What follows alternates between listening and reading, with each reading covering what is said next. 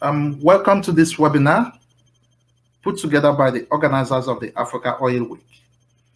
I am Chilenye Nwapi, your moderator.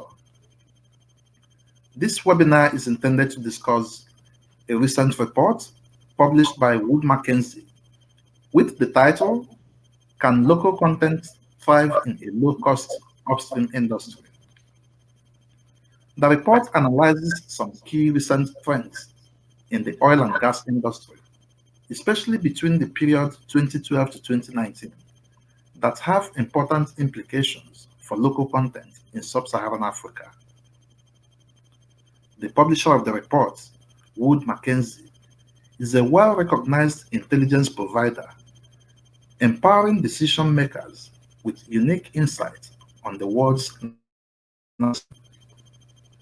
They are a leading research and consultancy business with a strong reputation in the global energy, power and renewables, subsurface, chemicals, and metals and mining industries. They have their headquarters in the UK with offices around the world. Again, my name is Chilenye Nwapi, the moderator of this panel, and my panelists are Khuu and Gail Anderson. I would like each of my panelists to briefly tell us about themselves before we proceed. Kathy, could you please tell us a little bit about your background and yourself? Hello, good day, everyone. My name is Khuu, and I'm a senior advisor for economic development and local content with Shell International. Previous to my time at Shell, I worked with the World Bank for more than 15 years, advising developing and developed countries on how to maximize the benefits from foreign direct investment, increase local content, linkages, and spillovers. Very pleased to be part of the podcast today. Hello, everybody. My name is Gail Anderson, and I'm a research director at Mackenzie. I have been in the upstream space at Mackenzie for 14 years, covering various regions. But in the last 9 years, I've been focused on sub-Saharan Africa. Thank you very much, Kathy and Gail, and welcome to this webinar. Myself, I'm a legal advisor in the Oceans and Natural Resources Division of the Commonwealth Secretariat in London. In this role, I help to implement the Commonwealth Secretariat's technical assistance programs on oceans and natural resources to Commonwealth member countries around the world. We help member countries to develop policies and regulatory frameworks to enhance their capacity to maximize the gains of oceans and natural resource development in their countries. Among the issues we advise them on is how to develop fit-for-purpose local content policies and laws in the oil and gas and mining sectors. It is my pleasure to moderate this panel discussion. Before we go into the discussion proper, it would be helpful, Gail, as a member of Mackenzie, to give us a brief summary of the report. Yes, of course. Now, in 2012, as you mentioned, Mackenzie, we looked at local content in sub-Saharan Africa. And it was clear back then that it was moving up the political agenda. Many countries had either passed or were in the process of developing local content policies. Now, when we did this latest study, we saw a striking difference. Over a dozen countries had passed legislation since 2012. Many are emerging countries like Tanzania and Uganda, but others were mature, like Equatorial Guinea or Gabon. So the trend really seemed to be universal. Of course, in this period, we've also had a major oil price shock, and that caused major cuts in capital expenditure, and sub-Saharan Africa was very badly hit. CapEx fell by more than 60% as operators cut projects with high break-evens. And although a recovery is on the way, mostly driven by places like Mozambique, CapEx will still be 30% less than where we were in 2014. And not only that, but if you look at the upstream resource themes for sub-Saharan Africa, we can see that an increasing proportion of production will come from deep water or be bound for LNG projects. By 2030, these themes will account for 2/3 of production compared to 55% now. Now, given the focus on lower break-evens in the upstream industry and the increasing technical complexity of projects in sub-Saharan Africa, it does raise a question of whether local content, which is supposed to increase costs, can thrive in this new world. But what we found in the study was that places where local content policy is developing in partnership between government and industry tend to do better at delivering a more sustainable service sector. And this typically represents emerging countries with little experience of the upstream industry. East African countries in particular are developing local content with strong support from investors to develop local supply chains, and are doing so in a sustainable way that recognizes what's required and what is achievable, and which values the long-term impact of non-specialist skills in the wider economy and not just the specialist oil and gas skills. Now, of course, this actually has an extra cost for investors, but it's not that material. And of course, the idea is that they stand to gain in the long run through lower costs and better efficiencies. Those that have struggled to maintain competitiveness are those more established countries like Nigeria and Angola, where local content is strictly enforced. And in the case of Nigeria, stringent targets that are unrealistic can cause delays, cost escalations, and arguably is not that sustainable. So to sum up, yes, we do think that local content will continue to do better despite these challenging times, not just because it's backed by legislation, but there seems to be perhaps a recognition that best practice involves strong partnerships between industry and governments. Good governance is a vital ingredient as well. And if you get that right, then you do stand a better chance of attracting high quality investors into your upstream industry.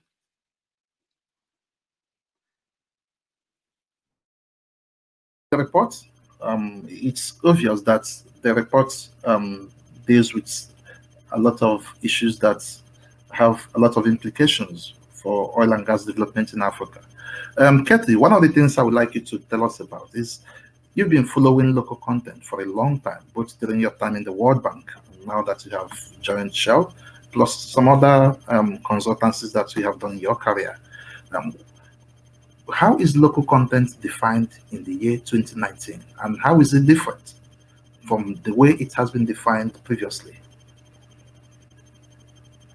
Thanks, Chilenye, and very good question. I'm glad that you raised this, because the definition of local content indeed is an important one, because it means something different depending on who you're talking with, which country and which part of the world that you are operating in.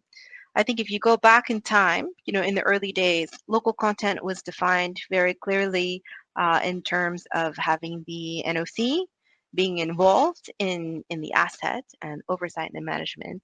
That was one way that countries define local content.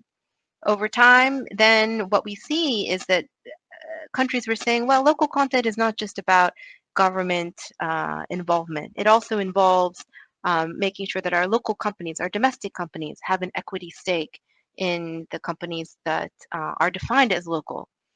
And that in itself created a lot of distortions. And I think that Gail has just mentioned it now.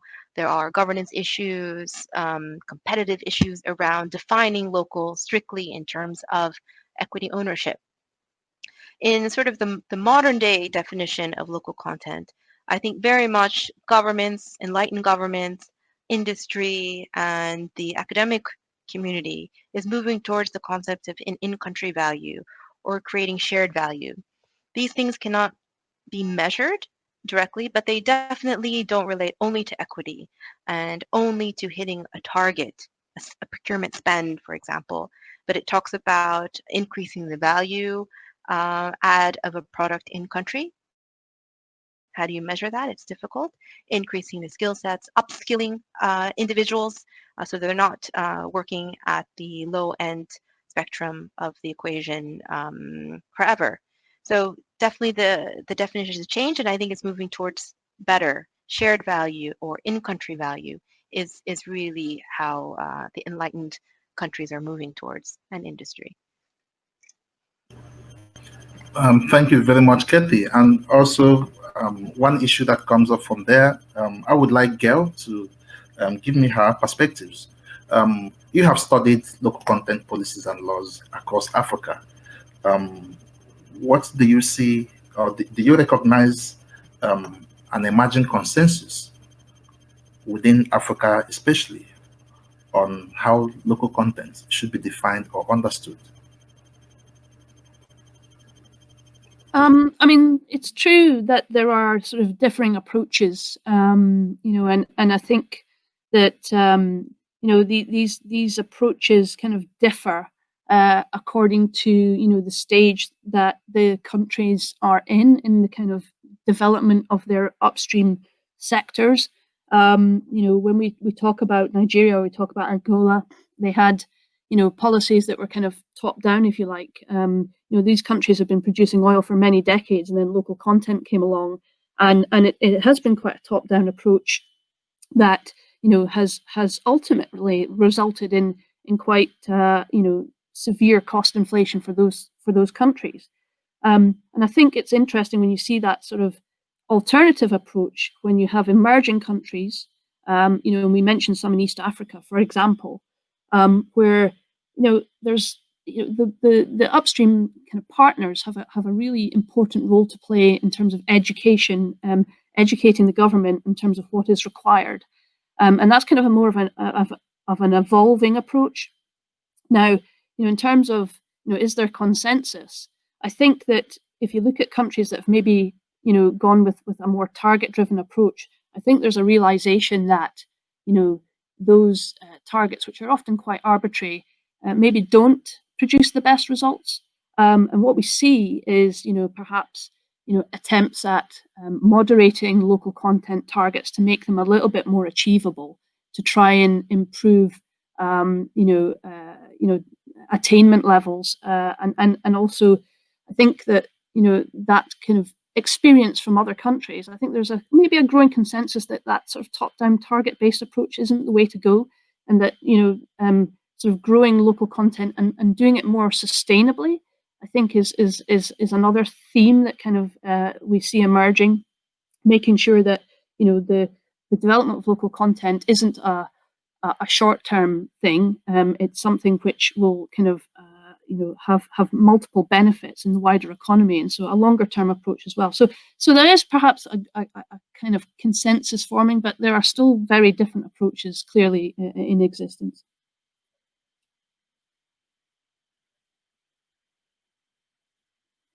Worked with both mature oil and gas producers as well as emerging oil and gas producers, both during your time in the international public sector and also now that you are with the industry. From your experience, are there trends in the way that emerging oil and gas countries in Africa deal with local content that is different from how mature countries have dealt with it? Thanks. I mean, it's also a very good question, and I think very relevant for us to be talking about that now, because especially in the context of the energy transition, there is a lot of pressure on society and IOCs, NOCs to figure out a way of reducing their carbon output and transition to more renewable spaces.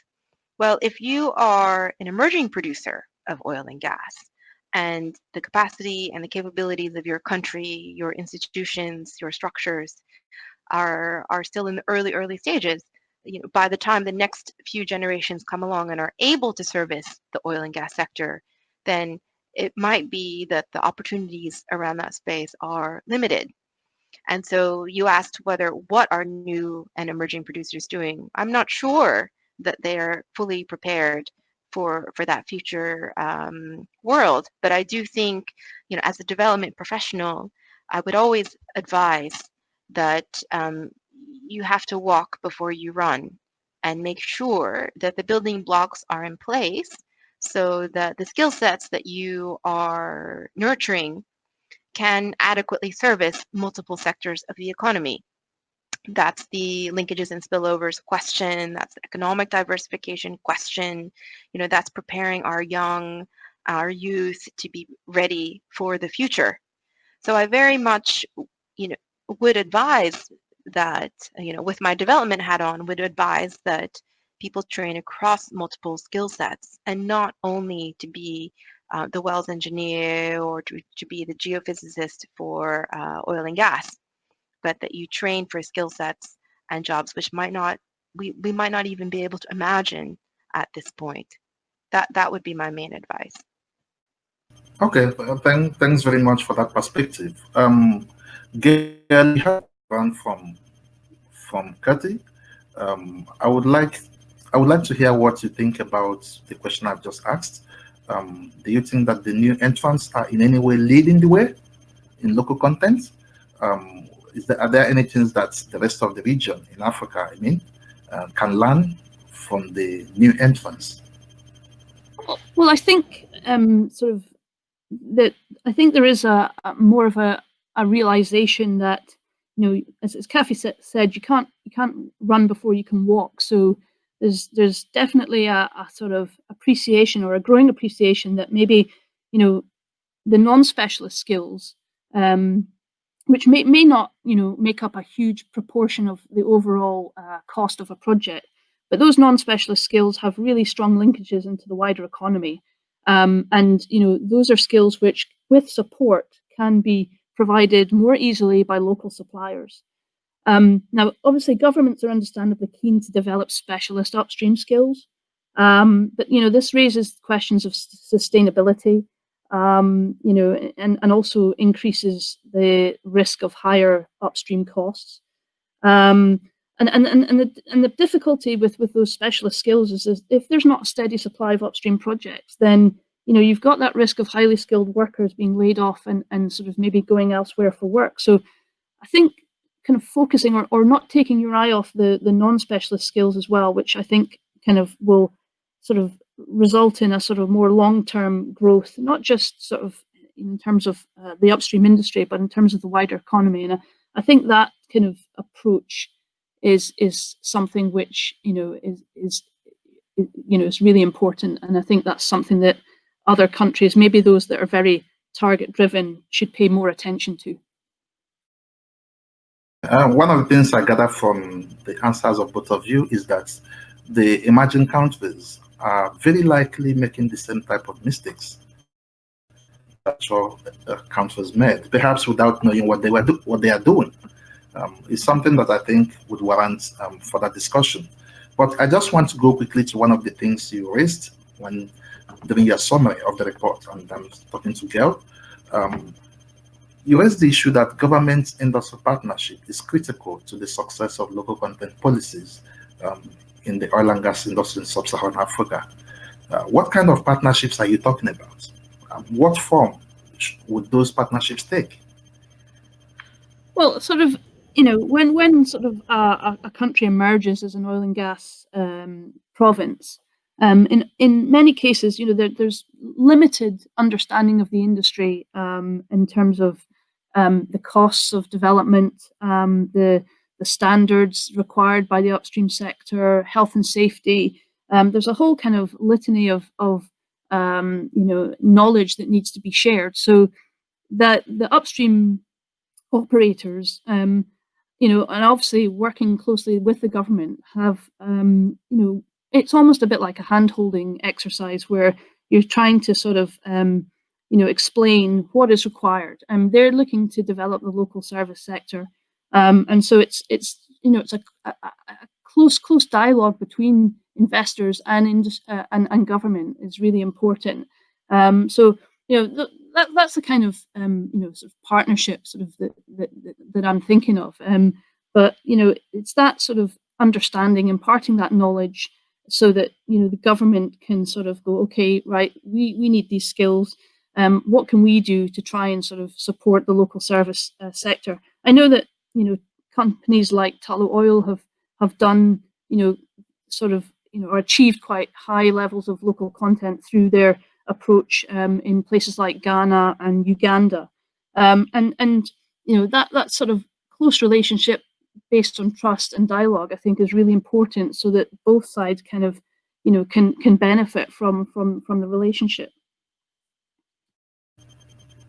Okay, that's very interesting, Kathy. I think I believe you should have some perspective to that as well, and in particular, I would like you to tell us whether there is any role for local communities in that partnership.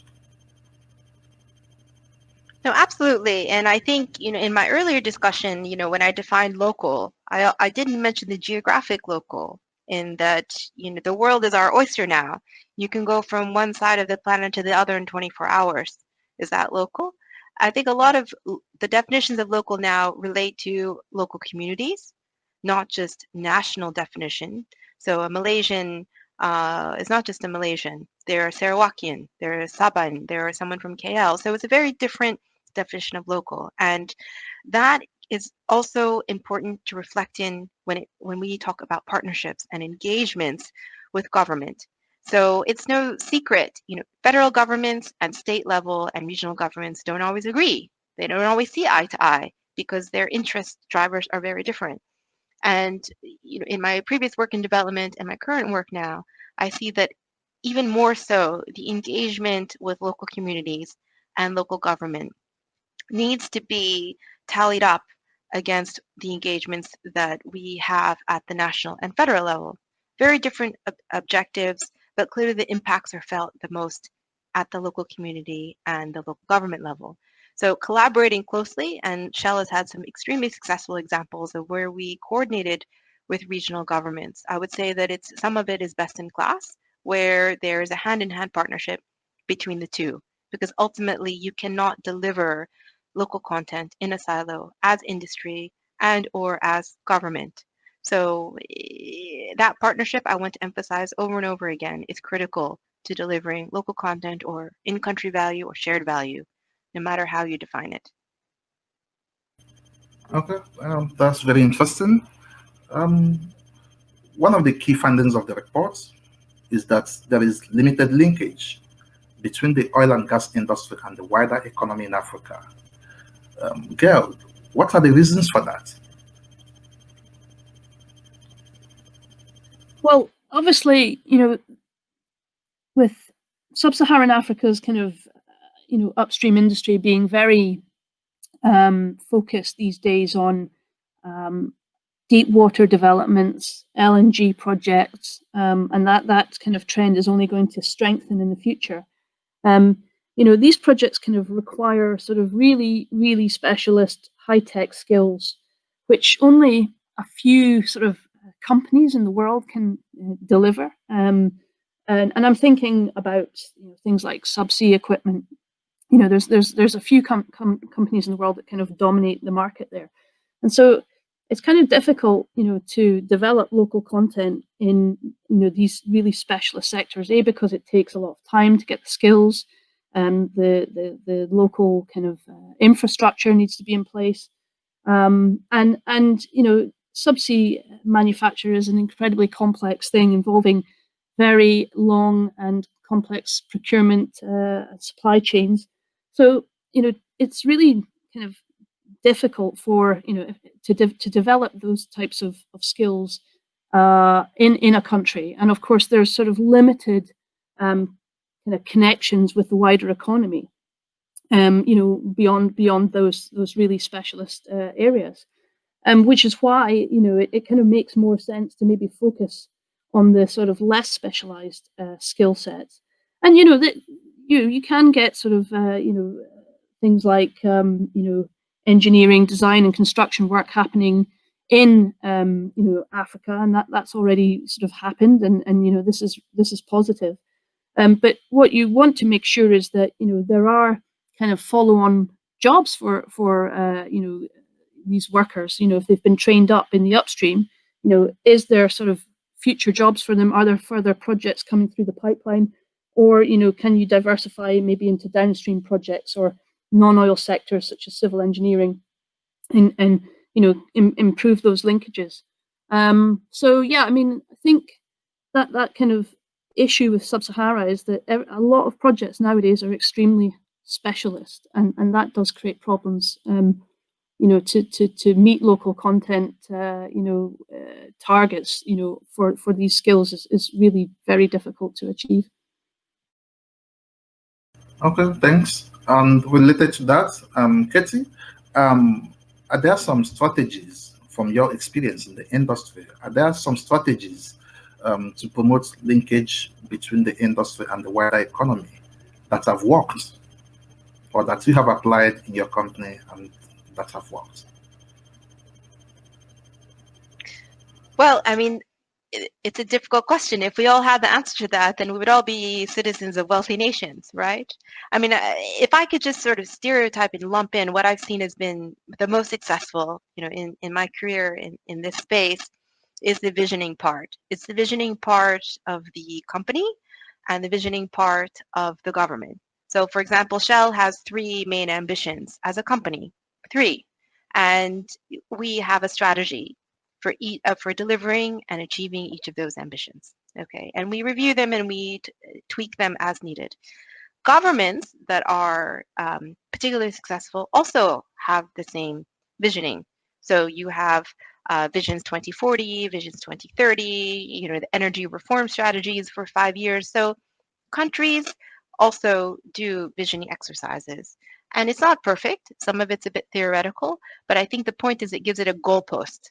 And I'm not advocating for sort of a socialist model of 5-year development plan, economy, nothing like that. But it's just a goalpost that we all try and reach, and that helps to hook the government and all the different agencies within the government, and it helps industry also hook on to what their contribution to a country can be. Oil and gas companies generally don't hire development economists, right? Because government is supposed to be doing some of that thinking for their own countries. So that would be what I would say has been a key success factor. And of course, implementation and regular monitoring of how those linkages are happening and where they're happening. So you can't just say generally, I want to have linkages across my entire economy. It has to be specific. I want to have linkage between the tourism sector, fisheries, um, high-end manufacturing, the services sector. So it really does have to go down to that level of granularity. And I think that once the government puts that vision and strategy in place, that you generally see them achieving more results with that. They have to be realistic targets, obviously. So Gail mentioned target setting as being overly ambitious and unrealistic. Well, it's the same with developing linkages with an economy. It requires extensive coordination among different parts of government and along with industry players. Insightful, Katie, because one of the takeaways for me is that linkage development has to be specific, maybe to specific industries, and then you develop strategies to provide a linkage with that specific industry, which suggests that the strategy may be different for each specific industry. Now, one of the questions I think is very Absolutely. critical, is very critical for local content is the issue of lack of skills. Um, this report focuses on low-cost economy.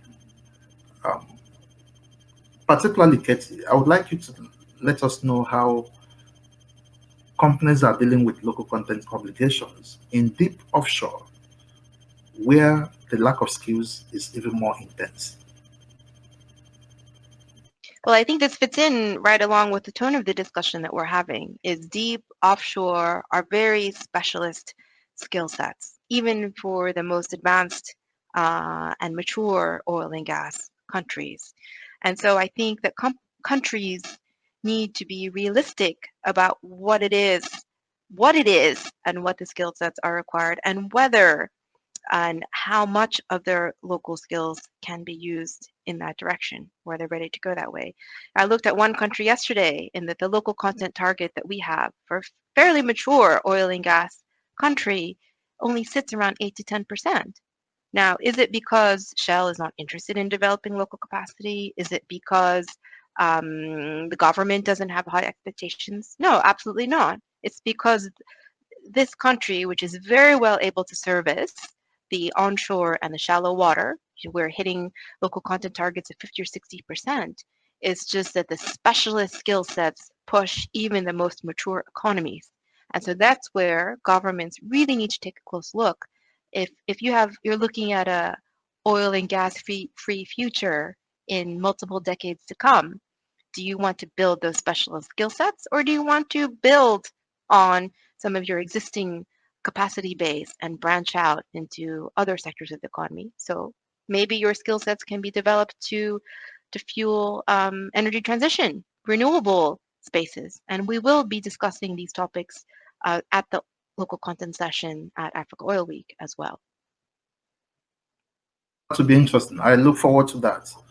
I look very much forward to that. Now, Gail, from your research, you have observed a number of trends in local content and what many governments want to achieve. Are there alternative ways in which, in your opinion, a country can achieve the same goals that local content policies are set out to achieve? And would you recommend them for African countries?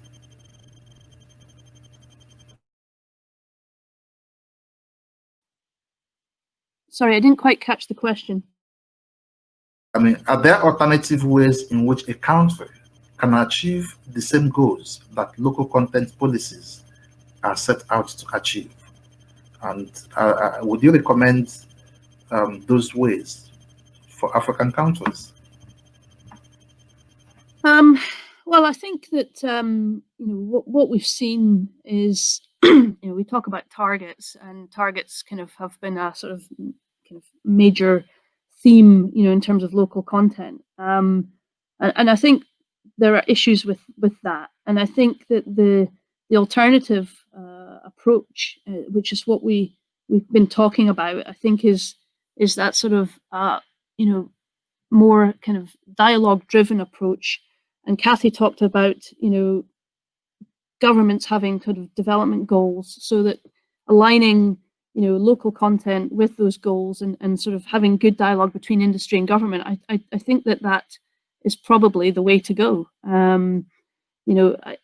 Targets are probably counterproductive, and we've seen in countries like Brazil, where they've done away with kind of the really stringent targets, and suddenly they're enjoying much more kind of employment in the deep water sector. Production will grow more rapidly. Developments are moving ahead. So I think that there is kind of evidence that says that if you stick rigidly to a target-based approach, that that will probably cause costs to escalate dramatically. So I think that that sort of approach that we've been talking about in terms of dialogue and a more long-term approach, thinking about linkages, thinking about transition, and so on, I think is probably going to deliver the best results. Yeah, and if I can add on to that, Chilenye, yes, go ahead. is that the old debate, and one thing that I did want to dispel, having been in Shell, for almost 2 years now, is that local content always comes at a cost. And it's a rumor that is prevalent in the oil and gas industry. It's also prevalent in the academic literature. And what I've seen is that, yes, local content comes at a cost. If you waited till the last minute, costs will be higher. It's like booking a flight. If you wait until the last minute to book a flight, guess what? You're going to pay more. And I think local content is the same approach, is that if you build and forecast up 2, 3, 5, 10 years ahead of time, in dialogue with government and industry, that there are select opportunities for you to reduce costs. And there are multiple cases in Shell of where this has happened. We will be talking about these cases at Africa Oil Week. We will be publishing some of those cases. They're available. But you see in the literature increasingly that for governments that plan ahead and industries that plan ahead, the cost reduction can be significant, and they can be. We have lots of evidence of that. Yeah, that is interesting. Now, if countries were not using local content policies, are there other instruments they could be using to achieve the same goals that local content policies would have helped them to achieve?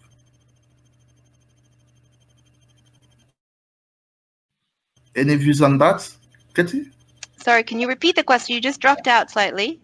Sorry about that. If countries were not using local content policies, are there other instruments other than local content policies that they could have been using to achieve the same goals that local content would have helped them to achieve? Yes, no, absolutely great question, because it's not just that you write a policy and you write a law and it will happen. I think it's clear in the report that you can't just set a target and think that it's actually going to happen. It's like mandating love. You can't just say that person will love me and then they love me. It just doesn't work that way. It has to be cultivated. It has to be nurtured. And what I do think is that having high expectations, I think government that really understands the industry, and so that's a capacity issue for government. Really understanding the industry and what it all involves is definitely a first step. And in order for us to really capitalize on that, those expectations have to be set high and very clearly. But if industry sets high expectations, the concern is then that we get fined as industry, we are penalized. So then we don't want to be ambitious. We don't want to reach out. We will just reach the target the government sets, and that's it. But I have seen in cases where we work in countries where nothing's written in policy, nothing's legislated, but government says to us, you will make it here, and we will expect you to have a certain level of localization. You will hire a certain number, a percentage of people from the local community. We won't fine you, but we won't be happy. And so I think that we get a fairly good response out of industry from that, and we do try and localize as much as possible. It makes our logistics easier, it makes our servicing easier, our maintenance easier. So it is in the best interest of industry to do that. So the tool is not the stick, but the carrot, and making sure that you hold the carrot high and making people jump to reach it. Yeah, I think that's what struck me as you were providing your comments is that when you look at number of countries, you find some countries that have sanctions for non-compliance, and some scholars have noted that there are countries that instead of using sanctions, they use some incentives to promote compliance. Whether any one of them is better than the other is a $1 million question. Our time is running out, but I won't fail to ask you to tell us what you consider to be the future of local content in the oil and gas industry in Africa. Well, I mean, from my perspective, definitely is that, I mean, in the views of industry, the purest view is that the role of educating youth and getting people ready for the job market is the role of government. So the traditionalist role is government does that and industry does this. But you see over time that what's the role of government, what's the role of industry, those definitions are blurring. And a lot of the academic literature and research publications in the last few years are pointing to this. Well, I think that industry can do some of those roles, educating the young, vocational skills training, etc. But I do think that it requires some what we call behavioral incentives. So in the development economist world, behavioral incentives are ones where you try, again, it's a carrot, it's optional, that if you train a certain percentage of our staff and you help a certain number of them, our citizens, and you help a certain number of them get jobs, we will give you a tax break. We will give you, a cash subsidy. We will make it easier to do X. And that is very normal behavior in countries which have some skills deficit or want to encourage the growth of certain sectors. It can get out of hand, so it can be a race to the bottom. But I think selective and purposeful use of these behavioral incentives is certainly very effective in promoting local content development. The future of local content in the oil and gas industry in Africa. I mean, I think if you look at the study and the changes that we've seen in local content over the last not just the last 7 years, but kind of going well beyond that, it's clearly considered like a must-have for a lot of countries, and that's kind of a good thing, and also it demonstrates a government's commitment to kind of developing local skills and capacity.